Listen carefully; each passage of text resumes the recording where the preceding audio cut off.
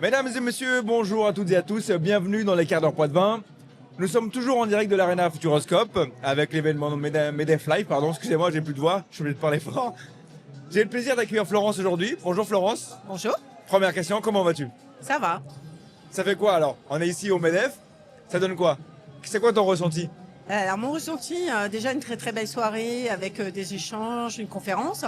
Et puis là, beaucoup de monde. Beaucoup de monde? Beaucoup de monde. Difficile de trouver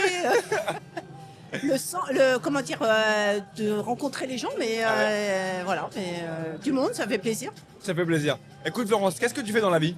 Moi, je suis formatrice indépendante en carte mentale. Ok. J'ai mon agence de formation. Et sinon, je suis présidente du réseau Entreprendre au féminin Vienne.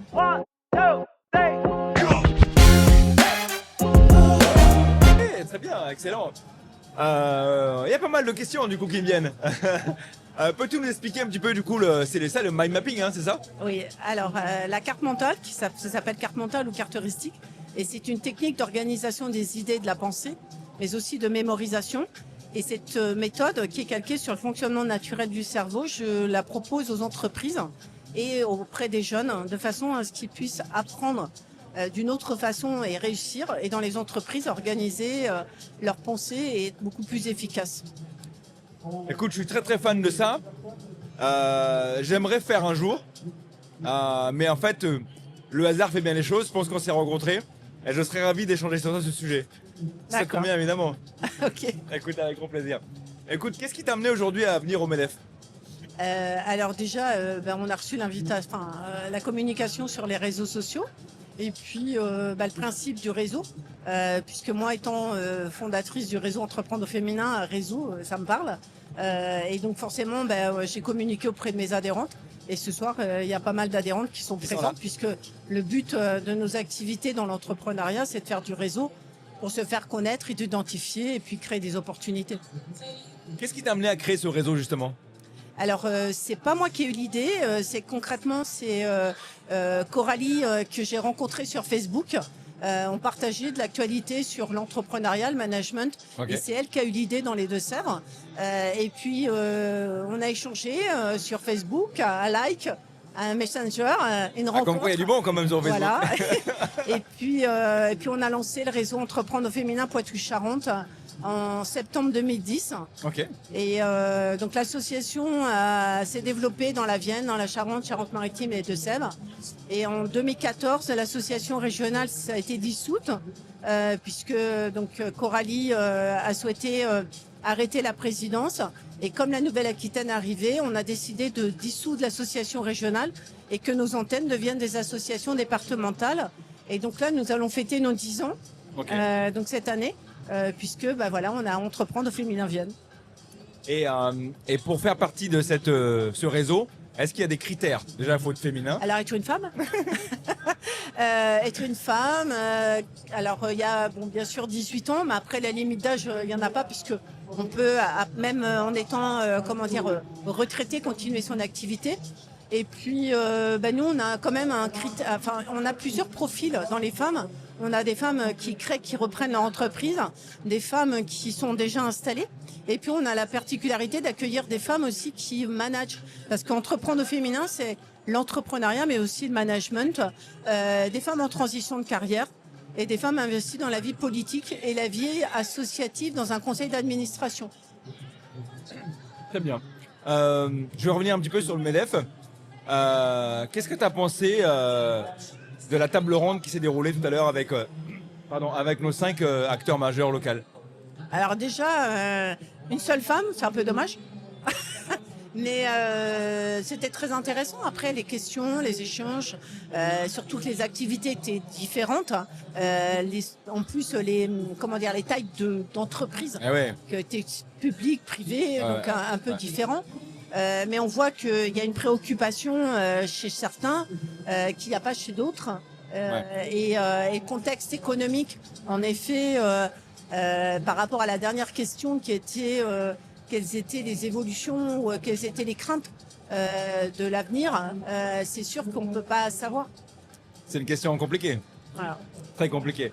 Et qu'est-ce que tu en as pensé du coup du conférencier, de la conférence de Monsieur Galtier? Très intéressant, très Très intéressant. humainement, c'est quelqu'un qui... le rugby, c'est quand même une technique. Et je trouve qu'il était vraiment à la portée de tout le monde. Beaucoup d'humour. Oui. Et je trouve qu'il nous a bien expliqué comment il manageait, c'est-à-dire quand il a dit au début qu'ils étaient dans une bulle, ils étaient isolés. On a du mal à comprendre, mais en fin de compte, on peut comprendre après avec toutes ces explications et ces petits dessins qui étaient très rigolos. Très poétique, comme il dit. Mais au moins, ils étaient explicatifs dans le sens où on comprenait les différentes parties du staff. Et puis, je pense que ce qu'il disait avait une cohérence avec nous, ce qu'on vit dans le monde du travail, ou même au sein du réseau Entreprendre au féminin, qu'à un moment donné, il faut les pousser, il faut les faire monter, qu'on peut avoir des chutes, on peut se relever. Mais quand il a dit le collectif, en effet, la communauté, c'est important. Et on l'a vu, nous, pendant le Covid, où c'était très difficile. Et nous, ce qu'on avait mis en place pendant le Covid, c'est que tous les lundis, on mettait un rendez-vous à 18h30 et c'était le temps d'échange. Et celle qui allait bien repousser celle qui allait moins bien. Et c'était, pour elle, après, c'était toute l'énergie pour toute la semaine. Ouais. Ah, c'est super, ça. Ouais. Mais c'est vrai que cette conférence, elle a été très inspirante par rapport à la positivité, à l'émulation du positif, en fait. Il génère beaucoup de choses qui sont peut-être pas perceptibles tout de suite. Qu'est-ce que tu penses aujourd'hui de la technologie de l'IA? Est-ce que tu l'utilises au quotidien dans ton métier? Alors, l'IA, moi, je l'utilise un peu à mon niveau, mais vraiment basique. Mais je vois que c'est puissant. Parce qu'à la limite, bien utilisé, mais alors il faut déjà bien comprendre le sens de l'IA. Et quand tu demandes quelque chose, il faut que tes questions soient vraiment bien orientées, parce que sinon, ça peut partir dans n'importe quel sens.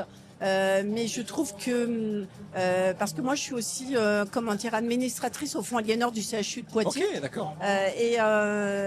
Au niveau de la recherche, de la médecine, je trouve que c'est essentiel. C'est essentiel. C'est très poussé. Alors après, pour en avoir discuté avec mon médecin traitant, il me dit, vous savez, dans 10 ans, nous, on sera plus là.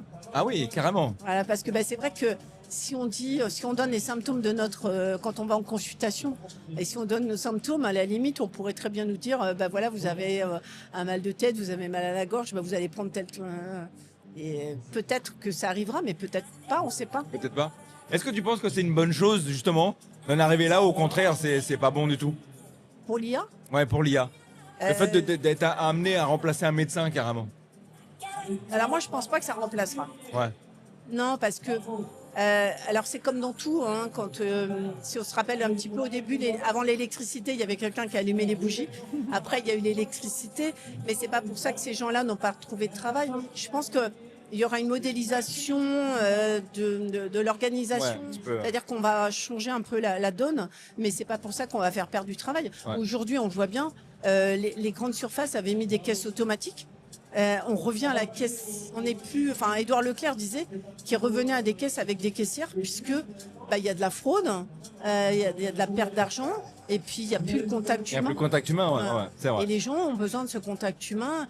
L'IA, c'est bien, mais il ne faut pas que ça fasse perdre complètement le contact humain, et surtout la pensée neuronale.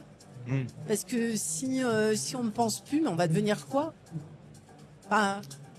On n'a plus lieu d'exister. C'est un sujet vaste et compliqué, mais très intéressant. Intéressant. Et quand on fait de la carte mentale, l'organisation des idées, de la pensée, c'est tellement magnifique de partir de ces idées, d'évoluer, de réfléchir et d'aller beaucoup plus loin pour s'enrichir. Donc là, si l'IA fait tout pour moi, qu'est-ce que j'ai plus besoin d'être là? Ouais. Mais tu penses justement est-ce que l'IA aujourd'hui est capable de faire cette carte mentale? Alors, j'ai vu les logiciels qu'il y a sur les cartes mentales. Alors, c'est pareil, il faut vraiment, comme je dis tout à l'heure, il faut vraiment que tu définisses déjà pourquoi tu veux faire une carte mentale. Mais après, pour l'avoir testé, tu donnes les grands axes et puis après, lui, il n'arrête pas de te poser des questions et il te donne des pistes. Mais il va te donner des orientations, mais c'est peut-être trop guidé et non pas sur toi ce que tu voudrais faire. Alors, ça peut t'aider si tu n'as pas d'idée. Oui. Mais si tu as vraiment l'idée, c'est un peu dommage. Ouais, ok. Bah écoute, est-ce que je peux faire une photo de toi? Ouais. Ok. Allez, on se retrouve une dernière fois en duplex vidéo pour vous présenter les différents espaces de son et d'effets. Et vous le voyez juste derrière moi. Excellent. Je sais pas ce que c'est dans cette heure-là. Est-ce que je peux donner le mot de la fin? Et en clôture. Le mot de la fin, merci. Et puis au plaisir d'aller vous voir dans vos studios. podcast. Toi,